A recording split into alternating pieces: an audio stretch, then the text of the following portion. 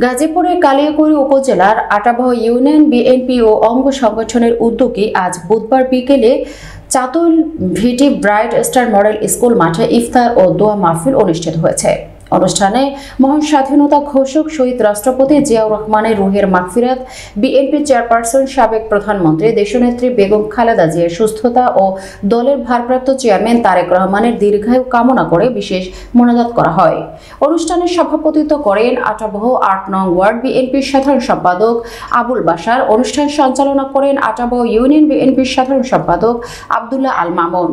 প্রধান অতিথি হিসেবে উপস্থিত ছিলেন কেন্দ্রীয় বিএনপির নির্বাহী সদস্য ও ঢাকা বিভাগীয় বিএনপির সাংগঠনিক সম্পাদক কাজী সাইদুল আলম বাবুল।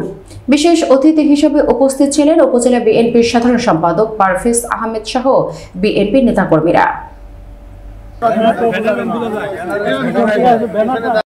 আপনারা জানেন যে ঢাকা শহরে থেকে সঠিকভাবে আদায় করা তৌফিক দান করিও।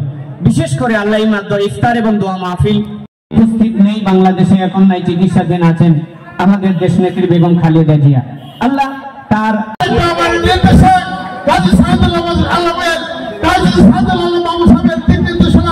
আমাদের এই ইফতার মাহফিল চলছে।